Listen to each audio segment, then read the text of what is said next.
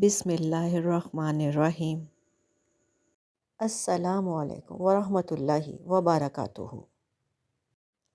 اگر تم جاننا چاہتے ہو کہ وہ کون سی دو نشانیاں ہیں جو یہ ظاہر کرتی ہیں کہ تمہاری زندگی میں معجزاتی خوشیاں اب داخل ہی ہونے والی ہیں، جو عنقریب تمہارے ہر غم کو بے شمار خوشیوں میں بدلیں گی، تو سنو، تمہارا رب معجزوں کا بادشاہ ہے۔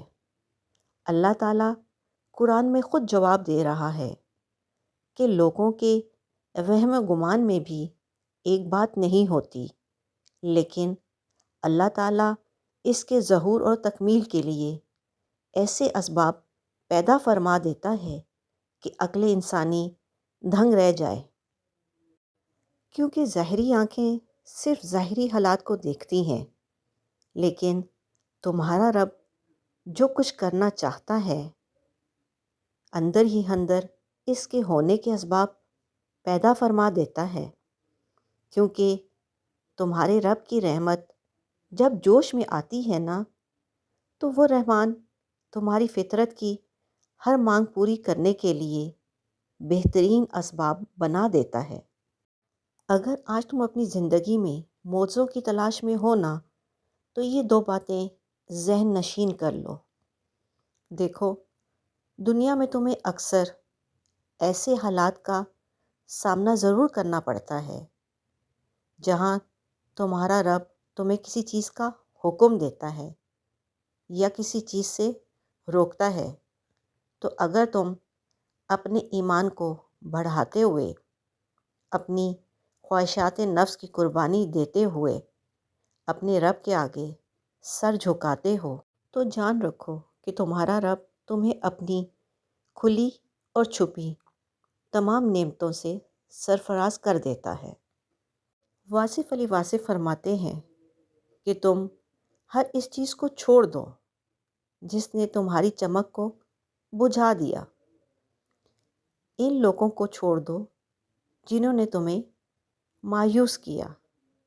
اپنے دل کو کسی محفوظ مقام پر منتقل کرو اور اپنی خوشی کو کبھی اس جگہ تلاش مت کرو جہاں تم نے اسے کھو دیا۔ ایک کہاوت ہے کہ جس نے تمہیں جنگل کے بیچ چھوڑا، اس سے یہ پوچھنے کا حق نہیں کہ بھیڑیوں نے تمہارے ساتھ کیا کیا۔ اور جانتے ہو کہ معجزاتی خوشیوں کے سارے کرشمے تمہیں کب حاصل ہوتے ہیں اور اس کی کیا نشانیاں ہیں؟ تو جان رکھو، جب تم خوشحالی اور بدحالی دونوں ہی صورتوں میں اللہ سے اچھی توقع رکھتے ہو، اپنے غصے کو پی جاتے ہو اور درگزر کی اعلیٰ صفات کے حامل بن کر رہتے ہو، تو سن رکھو، تمہاری وہ بینائیاں جو صرف محدود روشنی کی تلاش میں تھیں، تمہاری ان صفات کی بدولت وہ لامحدود خوشیوں میں بدلنے والی ہیں۔ اللہ تعالیٰ خود قرآن پاک میں تم سے فرما رہا ہے، ان میں سے کچھ لوگ ایسے بھی ہیں جو راہ راست پر قائم ہیں، راتوں کو اٹھ کر اللہ کی آیات پڑھتے ہیں اور اس کے آگے سجدہ ریز ہوتے ہیں، نیکی کا حکم دیتے ہیں اور برائی سے روکتے ہیں۔ یہ صالح لوگ ہیں، اور جو نیکی بھی یہ کریں گے اس کی نہ قدری نہ کی جائے گی، اور اللہ پرہیزگاروں کو خوب جانتا ہے۔ نبی کریم صلی اللہ علیہ وآلہ وسلم نے فرمایا کہ کسی مومن کو خوش کر دینا، وہ چاہے کچھ لمحے کے لیے ہی ہو، اس کے دل میں راحت ڈال دینا، اسے تسلی دے دینا۔ فرمایا، جو کسی کے دل میں خوشی ڈال دیتا ہے، اللہ اس سے خوش ہو کر اس کے لیے بے شمار خوشیوں کے اسباب بنا دیتا ہے۔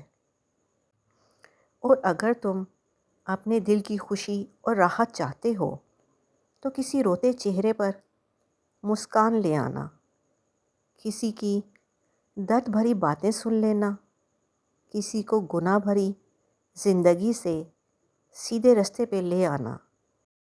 یاد رکھو، جس طرح چاند کے مکمل ہونے پر وقت تو درکار ہوتا ہے، مگر جب وہ مکمل ہوتا ہے تو ہر آنکھ کی ٹھنڈک بن جاتا ہے۔ اگر تم محسوس کرو کہ تمہارے دل کی آنکھیں تمہیں وہ نظارہ کروا رہی ہیں جو تم سے پوشیدہ تھے، تو سمجھ لو کہ اللہ کی تدبیروں نے کام شروع کر دیا ہے۔ اور جانتے ہو زندگی میں موضوعاتی خوشیاں ملنے کی دو خاص نشانیاں کیا ہیں؟ تو سنو، جب تم تمام بگڑے معاملات میں عالم اسباب کے سہارے کے بجائے صرف اللہ کے سہارے کھڑے ہو جاتے ہو اور اپنے نقصان کی پرواہ کیے بغیر جھوٹ کو سچائی پر غالب نہ آنے دو، تو جان لو کہ یہ وہ خاص نشانی ہے جو ظاہر کرتی ہے تمہارا رب عنقریب برے حالات سے باخیریت گزار کر موضوعاتی خوشیاں تمہاری زندگی میں داخل کرنے ہی والا ہے۔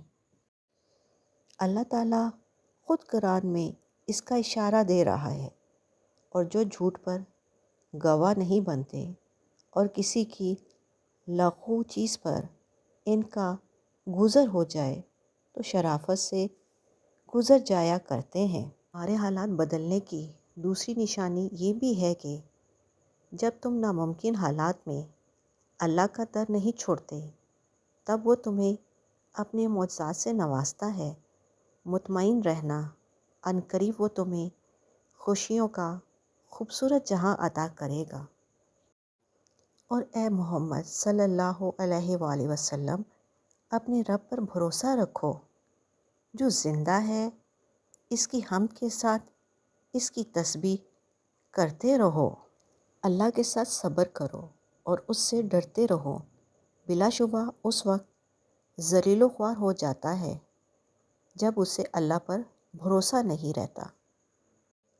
نفس کی پیروی چھوڑ دو اور اس کی طرف اپنا رخ پھیرو جو سچا ہے اور سچائی کی تصدیق کرتا ہے۔